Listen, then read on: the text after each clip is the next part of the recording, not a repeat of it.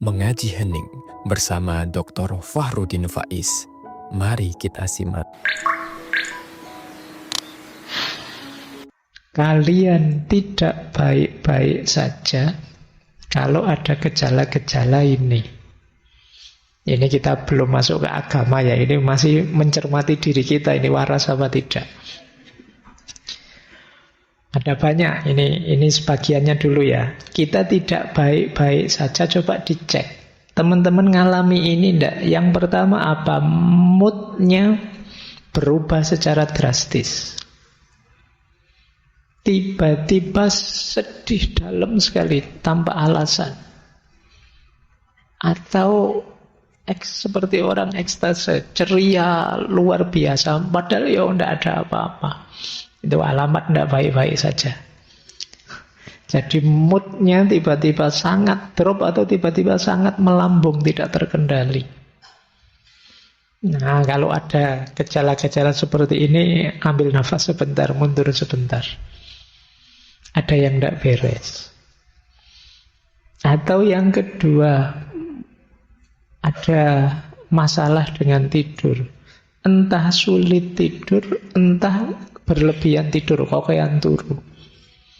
Pinginnya tidur saja, mulai pagi sampai sore tidur saja. Kemungkinan ada masalah. Atau sebaliknya, sulit tidur. Sudah macam-macam obat diminum, CTM sakbok entek misalnya. Ya kalau levelnya kalian obat tidur kan mahal, itu CTM woy. Nah, ada masalah. Jadi kalau kalian berhari-hari sulit tidur, mungkin ada problem dengan mental. Yo, kalau ndak bisa tidurnya malam ini saja atau 1-2 malam, mungkin karena kokean ngopi atau karena ada apa, itu mungkin bisa. Memang niatnya melekan mungkin bisa, tapi yang terus-terusan ndak bisa tidur, ada masalah pasti.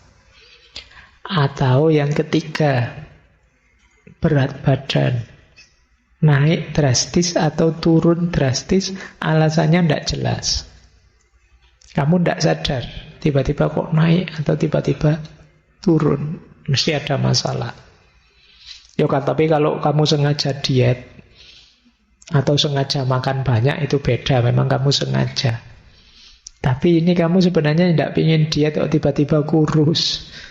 Kamu juga perasaan makan itu biasa-biasa tapi kok gemuk, atau selera makanmu tidak terkontrol, kemungkinan ada masalah. Atau kamu menyendiri, kamu pingin sendiri, tidak mau diganggu dalam waktu lama, kemungkinan kita tidak baik-baik saja. Ingin mengisolasi diri terus, tidak nyaman saya Pak dengan orang lain, saya ingin dengan duniaku sendiri, tidak mau diganggu. Kemungkinan kita tidak baik-baik saja. Atau susah berkonsentrasi, ngambil keputusan susah, selalu bingung. Sekedar pingin makan di mana malam ini, itu mikirnya suwi banget. Stres gara-gara itu. Kok kamu kurus? Saya mikir Pak, mikir apa? Mikir makan di mana. Tiap hari begitu Pak. Jadi ada masalah Pak. Hal-hal biasa-biasa jadi sulit kamu putuskan. Kadang-kadang kita kemarin menyebutnya yang begini kan overthinking, untuk hal-hal yang tidak penting. Kemungkinan kita tidak baik-baik saja. Ayo ya.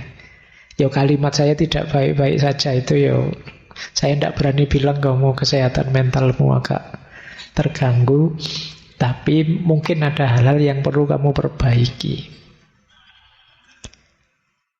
Masih ada lagi, yaitu tingkat energimu drastis berubahnya. Ada ndak yang teman-teman tiba-tiba mudah lelah?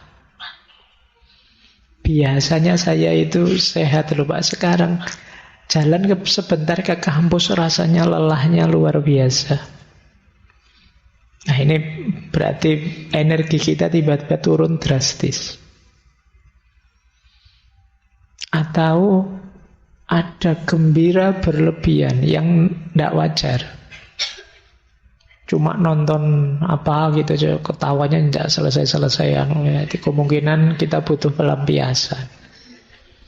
Jadi kita butuh pelarian. Nah ini jangan-jangan kita memang tidak baik-baik saja. Apalagi yang ini, ada persepsi atau pola pikir yang terganggu. Mungkin ada yang mengalami delusi atau halusinasi, melihat yang sebenarnya tidak ada, atau membayangkan yang buruk-buruk sampai kamu sedih sendiri. Nah ini berarti kita tidak baik-baik saja. Ada lagi perubahan dalam perilaku. Jadi tiba-tiba sensi, ngamukan, tersinggungan. Kemungkinan ya memang tidak baik-baik saja. Atau merasa diri tidak bernilai. Mungkin kemarin pernah saya ceritakan, tiba-tiba ada mahasiswa yang curhat ke saya bahwa Pak, kenapa sih saya itu ada di dunia ini? Gunanya apa Allah itu menciptakan saya? Wong saya merasa tidak ada gunanya apa-apa. Saya itu beban bagi semuanya yang lain. Kalau ada yang pikirannya begini ya memang sedang tidak baik-baik saja.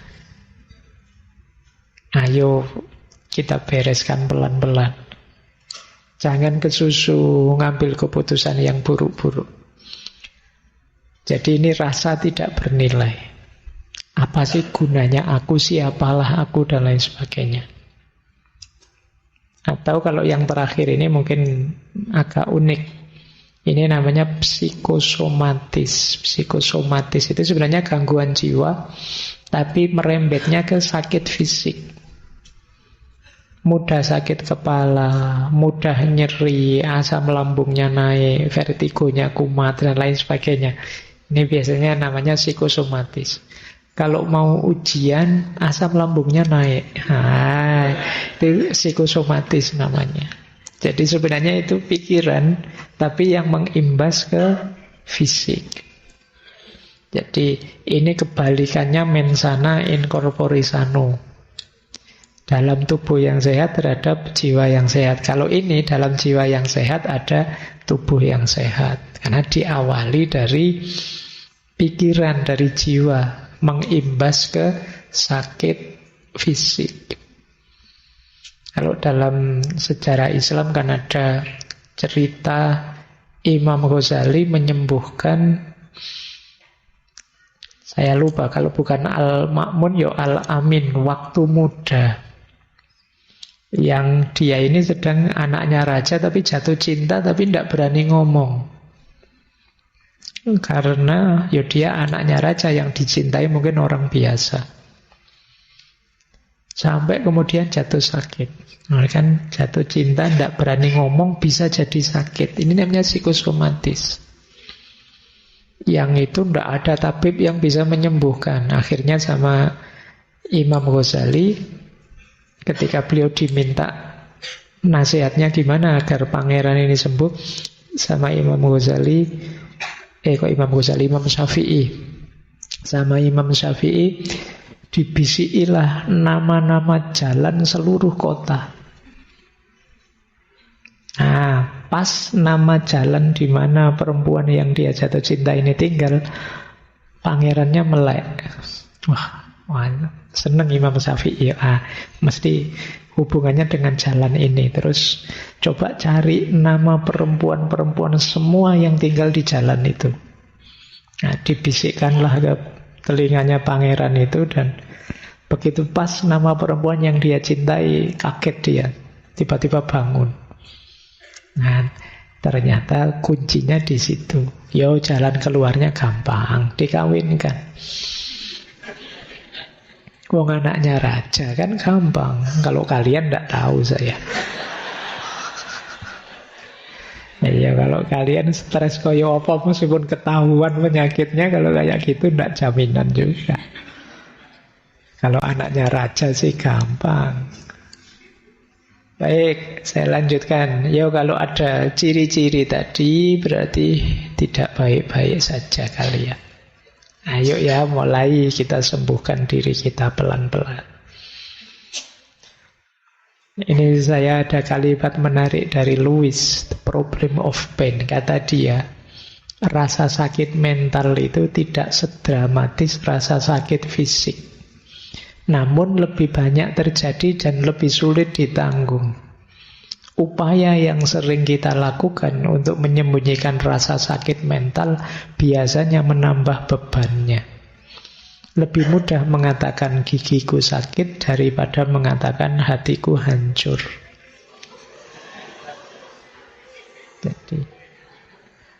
Jadi orang yang sakit mental itu kan memang mau cerita itu rasanya enggak enak. Kalau sakit gigi sih gampang. Ini teori ini berlawanan dengan lagunya Maggie Z itu. Daripada sakit gigi lebih baik sakit hati. Kalau ini enggak. Ayo ngomong sakit hati gampang. Sakit gigi gampang. Tapi ngomong sakit hati sulit. Jadi makanya teman-teman saja yang punya circle, punya teman, punya jaringan, punya kelompok, punya kolega, yuk saling peduli. Karena kadang-kadang sahabat kita, teman kita yang dalam kesulitan dalam aspek mental ini, sulit sekali kita mendeteksinya. Ayo saling peduli, saling mendukung. Kalau sakit fisik gampang. Kita sering dapat berita teman kita yang ini sakit ini sekarang opname, ketahuan, tinggal kita jenguk di rumah sakit, selesai. Tapi yang sedang kecewa, sedang patah hati kan tidak ada woro-woronya di grup WA. Kan tidak ada yang terus ayo kita jenguk teman kita itu, dia sedang patah hati, dia sedang kecewa, dia kan tidak begitu. Nah, itu sulitnya sakit mental. Padahal kadang-kadang sakit mental itu efeknya bisa fatal. Ya kayak saya bilang tadi, sampai ada yang mengakhiri hidupnya. Maka penting bareng-bareng, ayo kita saling peduli. Ya apalagi kalian kan kemarin cerita-ceritanya yang mengakhiri hidup banyak yang muda-muda. Berarti kalian juga ayo waspada dengan circle sekelilingmu, dengan teman-temanmu, sahabatmu. Baik, saya lanjutkan. Kalau menurut Islam apa? Ini saya ambil, ada banyak tokoh yang semula saya ingin kutip tapi terus saya rangkum saja jadi satu ya. Di situ ada Imam Ghazali, ada Ibnu Qayyim al-Jauzi, dan kawan-kawan. Apa sih perannya agama untuk hidup kita? Saya sebut saja berdasarkan psikologi Islam. Ilmu jiwa khasnya Islam. Jadi dalam Islam, agama itu memenuhi beberapa dimensi hidup kita. Yang pertama, agama adalah fitrah.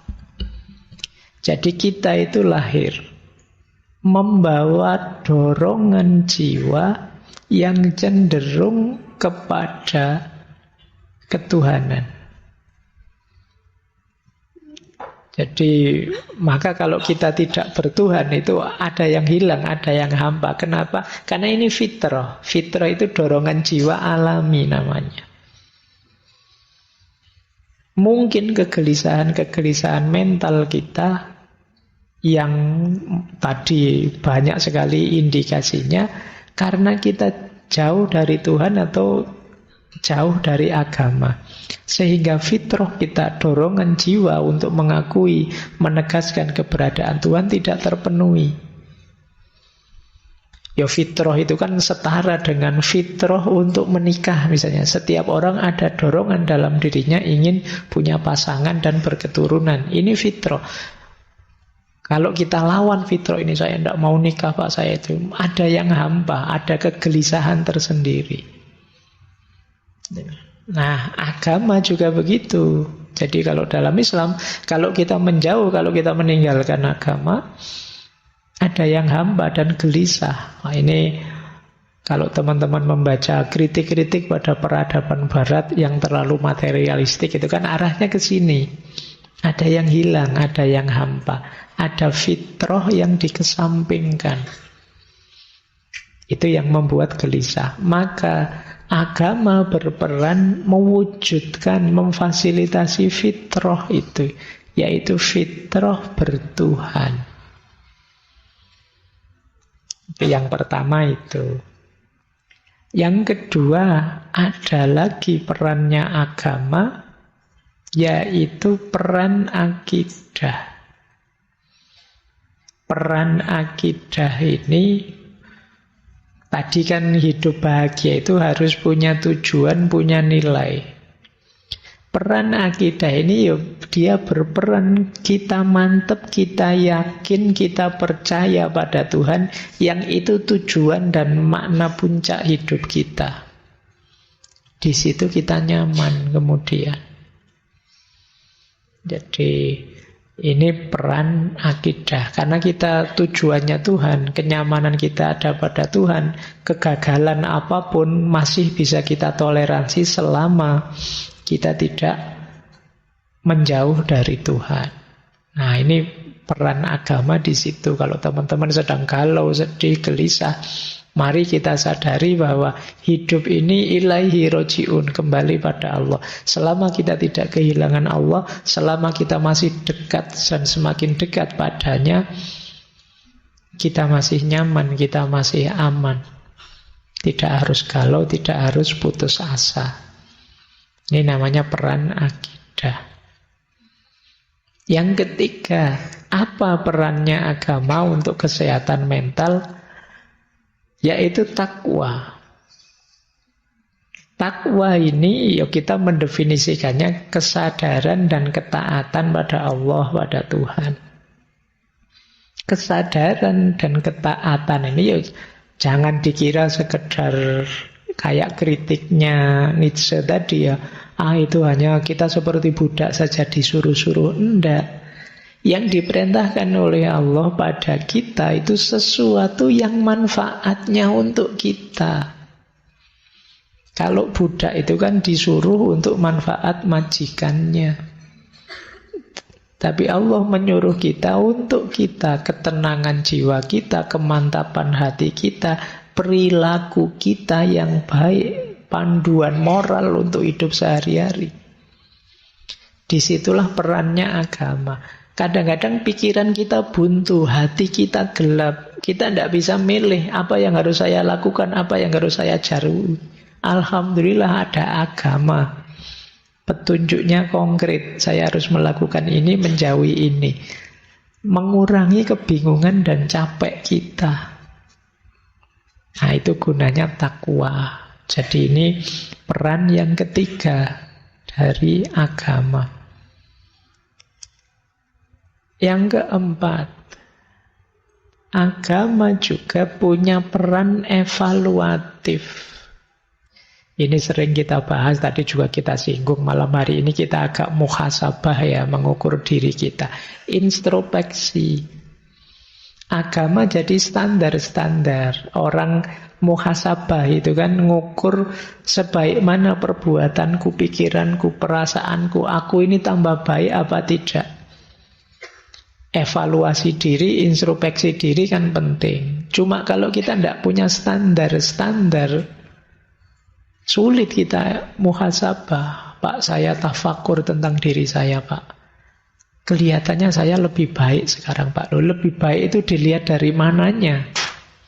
Nah, kalian perlu standar.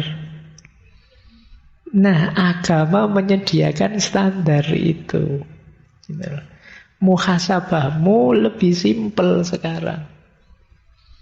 Pak, rasanya kok saya tambah jauh ya Pak dari Allah. Nanti kan kamu punya standar sekarang. Rasanya kok saya tidak bisa menjalankan perintahnya Al-Quran ya Pak untuk sabar. Saya kok ngamuan banget sih Pak. Nah ini enaknya agama menyediakan perangkat standar untuk kita bermuhasabah. Ada lagi agama mendidik kita untuk sabar dan syukur. Ini dua jurus sapu jagat untuk apa saja menang kalau kalian punya menguasai ini. Satu sabar, satu hidup itu kan isinya dua. Kadang senang, kadang susah. Kan cuma ini. Loh, kalau kalian punya syukur dan sabar, selesai sudah. Ketika kamu senang, bersyukur. Ketika kamu susah, bersabar. Jadi cukup dua senjata itu, hidupmu akan stabil. Masalah dalam hidup kita kan ketika senang, kita lepas kendali. Ketika sedih, kita drop, putus asa. Nah, untuk biar tidak lepas kendali dan putus asa, ya syukur dan sabar. Dan agama menguatkan di situ.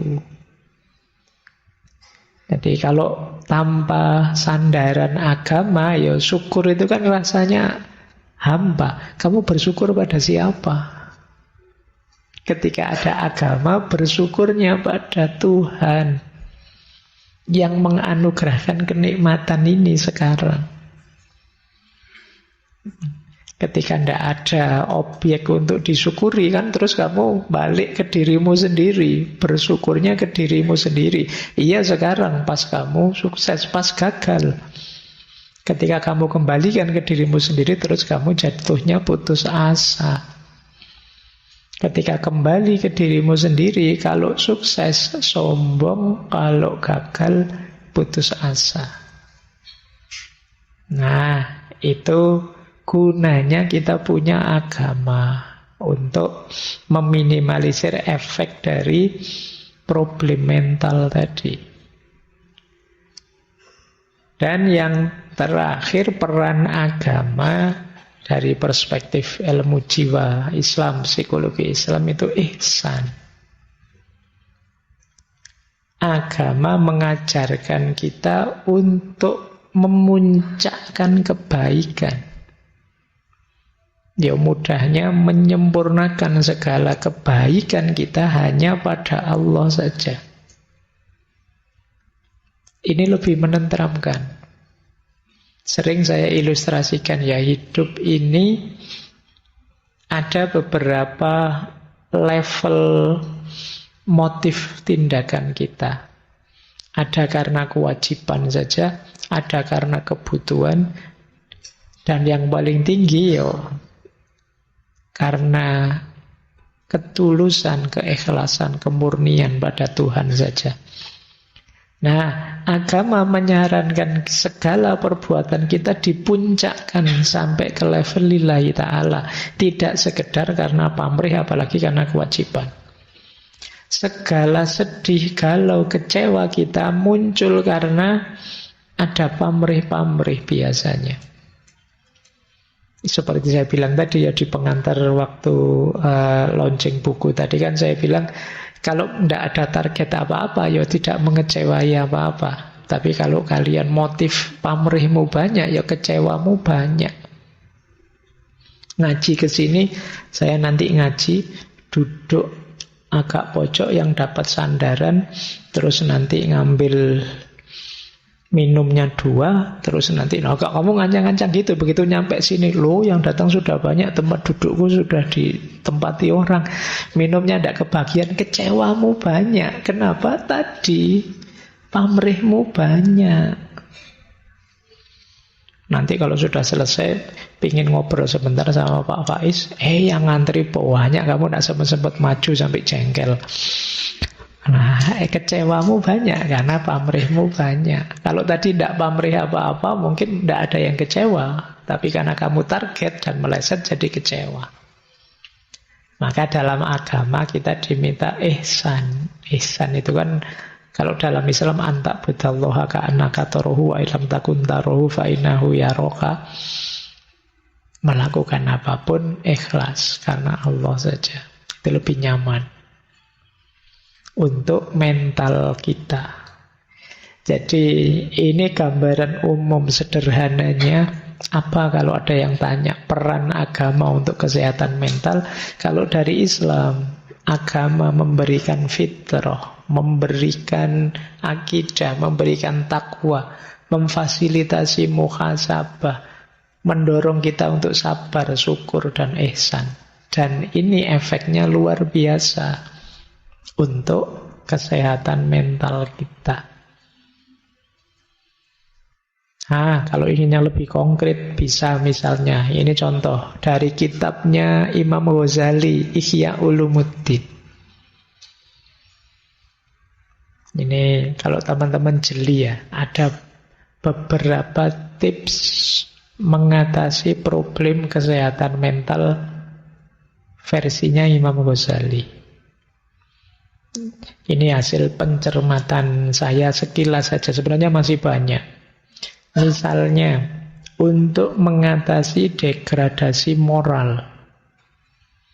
Kalau kegalauan hidupmu, stresmu, sakit mentalmu, karena kamu merasa banyak maksiat, banyak dosa, saya terlalu sering maksiat mungkin Pak ya, saya terlalu, terus kamu galau sendiri, stres sendiri gara-gara itu, solusinya dua kata Imam Ghazali. Taubat dan tazkiyatun nafas.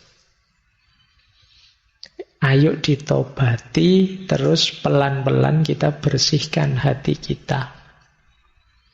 Cara membersihkannya, nawa itu tidak mengulang lagi maksiat-maksiat yang kemarin saya jalankan.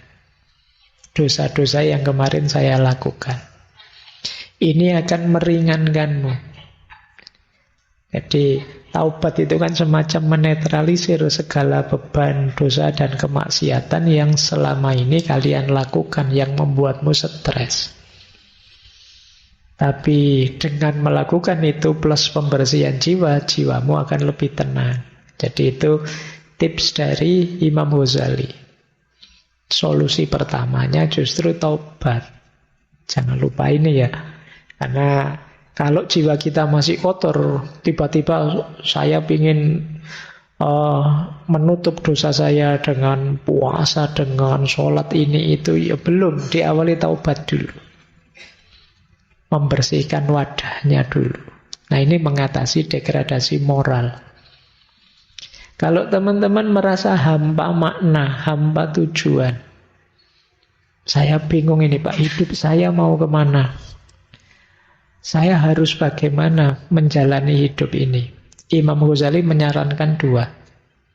Zuhud dan qanaah lah. Qanaah itu merasa cukup dengan apapun yang saya miliki saat ini. Zuhud itu kondisi jiwa kita yang tidak lagi tergoda oleh hal-hal duniawi. Ini zuhud. Lu kalau gitu ndak kuliah, ndak kerja Pak. Ya tetap kuliah, ya tetap kerja. Tapi tidak terikat, tidak jatuh cinta pada dunia. Ini membuat kita lebih mudah menetapkan tujuan. Memberi makna hidup.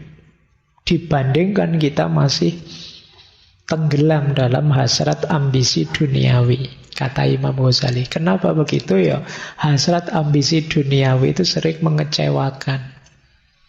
Membuat kita putus asa. Mari kita terima saja, ya yang kita miliki ini ya sudah. Itu namanya qanaah. Dan tidak mudah tergoda, tidak mudah terpesona oleh hal-hal yang sifatnya duniawi. Itu ada kata mutiara yang luar biasa dari Sayyidina Ali bin Abi Thalib. Beliau menyatakan, ya dunya hurri wairi lakot tolak tuka salasatan. Wahai dunia, godalah orang lain saja selain aku. Kenapa? Aku sudah menalakmu tiga. Jadi itu Ali bin Abi Thalib. Nah, itu membentuk jiwa yang zuhud. Saya tidak tahu kalian berani tidak bilang begitu. Wahai dunia, aku sudah talak tiga padamu. Tidak mungkin rujuk lagi sudah. Baik. Ya kalau di usia-usia kalian masih Tidak gampang untuk qanaah. Tapi boleh latihan. Intinya bagaimana jiwa kita tidak terikat dengan dunia. Kemudian kalau kita mengalami hampa spiritual, hampa nilai. Tadi kita merasa, Pak, saya itu kok tidak berharga ya Pak. Apa sih nilai kehadiranku? Imam Ghazali menyarankan dua, riyadah dan mujahadah. Riyadah itu latihan. Sederhananya, ya bentuklah dirimu biar jadi orang yang bernilai, berharga. Jadi riyadah itu ya amal-amal keagamaan kamu jalankan, maka kamu merasa bernilai dalam hal agama. Bentuk dirimu jadi orang pinter, ya kamu nanti bernilai jadi seorang intelektual. Bentuk dirimu jadi pekerja yang tangguh, yang berkarya produktif, ya nilai dirimu jadi manusia yang produktif. Jadi riyadah, latihan, ya bentuk. Jangan menunggu dirimu terbentuk. Kamu yang harus membentuk dirimu. Itu namanya riyadah. Saya nunggu saya Pak, besok siapa tahu saya jadi. Siapa tahu saya jadi. Kalau kamu ingin jadi, bentuk dirimu. Pengen jadi dosen, latihan mulai sekarang. Ngobrol, ngajar kok ngobrol. Ngajar yang enak terus sampai. Jadi latihan membaca yang banyak. Itu jadi membentuk dirimu jadi dosen yang berkualitas. Jangan menunggu, jangan nanti kalau saya ditakdirkan Allah jadi dosen kan yo bisa-bisa sendiri Pak. Yo kalau nunggu begitu ya ndak jadi, nanti kamu tiba-tiba jadi dosen beneran terus ndak bisa ngajar, terus bingung waktu ngajar, terus kamu stres lagi. Apalah nilai saya Pak, nanti jadi begitu lagi. Maka riyadah mulai sekarang, latih dirimu. Pengen jadi bisnismen yang sukses, latihan mulai sekarang. Bentuk dirimu, latihan mental ekonominya, ilmu ekonominya di-upgrade, itu namanya riyadah. Jangan lupa mujahadah, berdoa.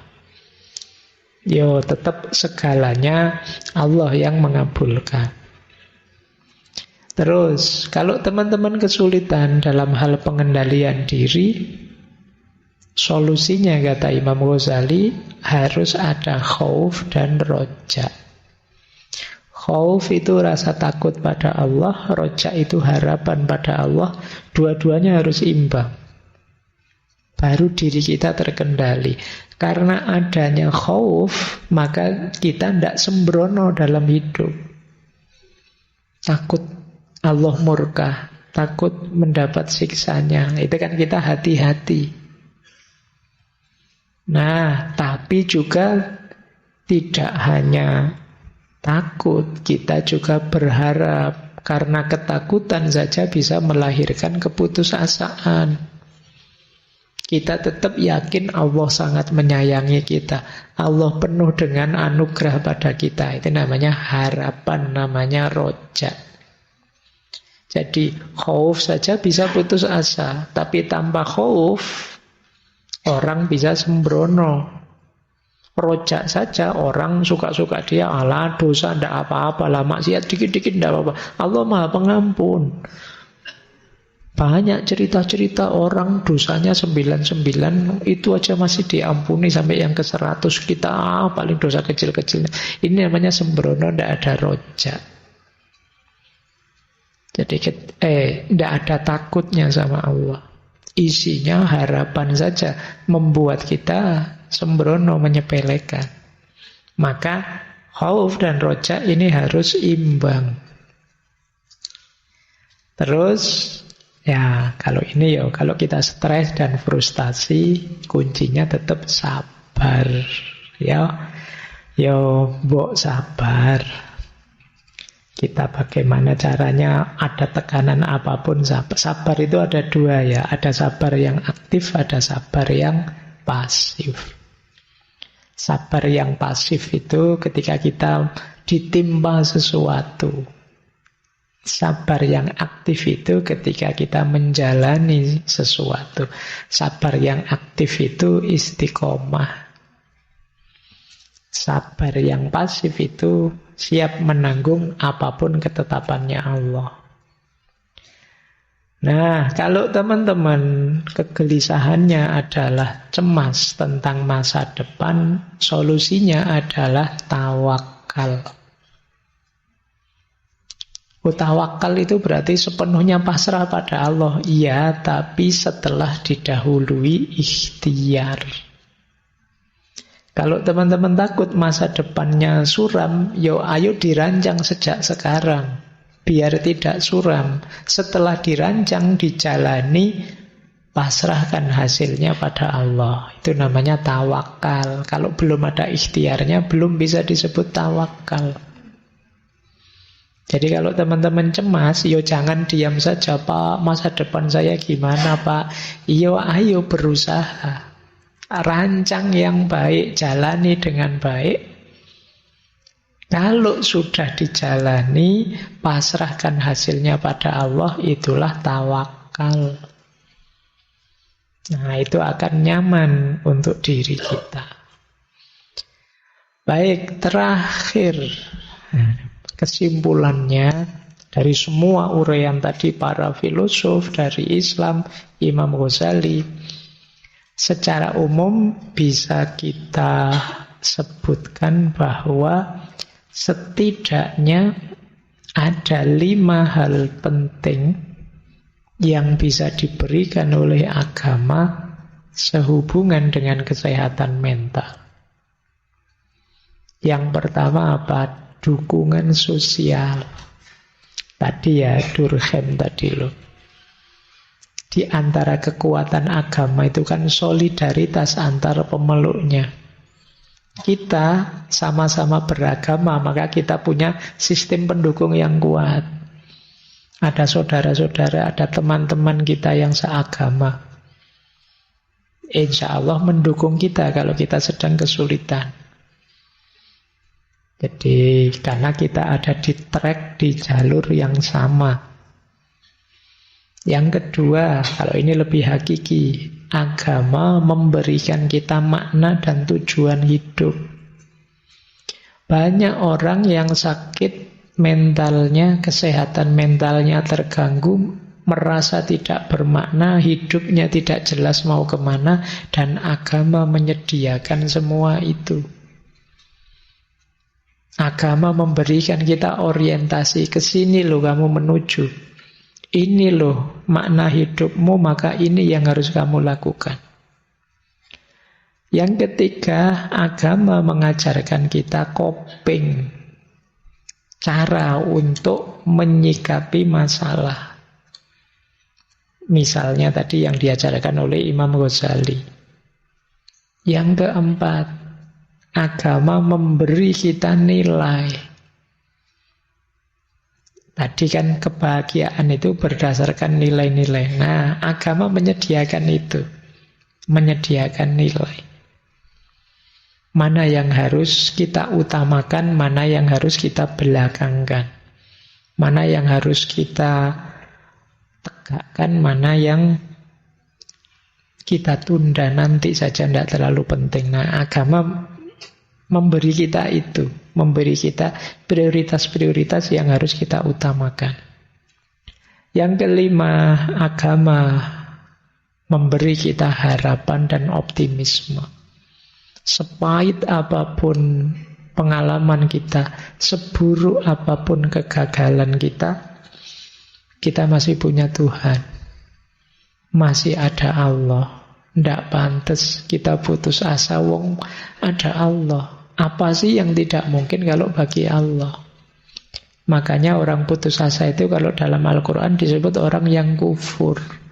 Seperti orang yang tidak percaya pada Allah.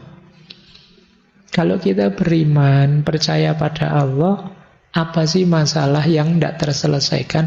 Kalau Allah berkehendak, bahkan 1 menit ke depan, 1 jam ke depan, sebesar apapun masalah kita bisa tuntas. Dan ada banyak cerita-cerita semacam itu. Baik, masih ada 5 menit ya. Saya ke sini saja. terakhir kali, menurut saya ini penting. Untuk teman-teman yang sedang ada masalah berat, membebani pikiranmu. Apa Pak yang harus saya lakukan, Pak? Yang tadi sudah saya jelaskan, itu yang terakhir. Yang di situ saya tulis leap of faith. Kembali pada agama. Yang sebelumnya ini mungkin petunjuk yang lebih praktis. Jadi ini strategi, kalau di psikologi namanya strategi coping. Kalau teman-teman ada masalah yang membebani pikiranmu, sulit sekali dicari solusinya, ada beberapa strategi. Yang pertama, isolation. Isolation ini agak sulit, tapi kalau bisa alhamdulillah. Buang perasaan-perasaan destruktif, pikiran-pikiran negatif. Jadi sudahlah, singkirkan saja. Entah gimana caranya kalau bisa. Namanya isolation. Jalan pertama. Jalan kedua, kalau masih sulit, anchoring. Jangkar. Maksudnya apa? Dedikasikan hal tertentu, nilai tertentu yang melampaui problem atau beban pikiranmu tadi, yang prioritasnya lebih tinggi. Misalnya kalian mikir tentang kuliah yang tidak selesai-selesai. Anchoring itu, kuliah kan nanti bisa diulang, nanti bisa dilanjut lagi. Tapi misalnya kesehatan orang tua jauh lebih penting, jadi saya tunda kuliah untuk ini. Namanya anchoring. Ada yang lebih penting yang kamu utamakan. Saya kok sibuk di sini sih, padahal ada yang lebih penting. Saya kok stres mikir ini, padahal dalam hidup ini banyak yang lebih penting. Nah, itu jadi mendedikasikan hal-hal tertentu yang bisa menghadirkan rasa nyaman. Ternyata banyak orang-orang terlantar yang perlu dibantu. Sudahlah, masalah saya tidak berarti saya tak bantu orang-orang itu. Ini namanya anchoring. Jadi ada nilai lebih tinggi yang ingin kamu hidupkan dibandingkan problemmu. Itu kalau bisa. Kalau masih sulit, boleh distraction. Alihkan perhatian. Jangan mikir itu terus. Kalau memang tidak ada solusinya. Kalian boleh kejar hobimu. Atau saya biasanya nonton drakor ya Pak. Iya wis nonton drakor. Berseri-seri ya Pak. Yes, tonton enggak apa-apa. Yang penting kamu seneng. Itu namanya distraction. Biar enggak stuck di problemmu itu terus. Wong enggak ada solusinya. Distraction. Atau ya entah kamu jalan-jalan kayak healing kayak atau kemana kayak. Yang penting kamu jangan stuck di masalahmu. Nah, kalau bisa lagi sublimation. Sublimation itu gunakan rasa sakitmu untuk hal-hal yang produktif, kreatif. Patah hati, nulis buku tentang patah hati. Nah, itu produktif, namanya sublimation. Sedang sedih, bikin syair tentang kesedihan. Itu namanya sublimation. Bikin lagu tentang sublimation. Pak, saya tidak bisa Pak. Bisanya cuma masak Pak. Yang ngarang masakan apa yang baru. Itu kreatif malah sedang stres. Sublimation.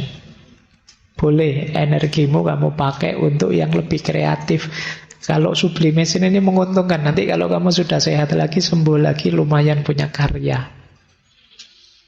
Dari energi kesedihanmu. Nah, kalau ingin lebih dalam lagi, temukan makna. Tidak ada satu peristiwa, tidak ada satu situasi pun yang tidak berarti. Semuanya bermakna, semuanya ada hikmahnya. Temukan hikmah itu dan kalian akan lebih tenang. Namanya find meaning. Bahkan sakit, bahkan kecewa, bahkan amarah dan lain sebagainya. Itu kalau kita mau berhenti sejenak, merenung, menemukan hikmah-hikmah di baliknya, pasti akan ketemu. Dan itu akan mengurangi rasa tertekan, rasa stres kita. Ya, yang terakhir tentu saja kalau masih saja sulit, puncaknya adalah yuk kembali pada Allah. Leap of faith. Kembali pada agama. Karena memang seperti kita bahas tadi, agama punya peran besar terhadap stabilitas kondisi mental kita. Terima kasih sudah menyimak. Semoga channel Mengaji Hening bersama Dr. Fahrudin Faiz selalu bisa memberikan ilmu, motivasi, dan kebermanfaatan. Salam sehat dan bahagia.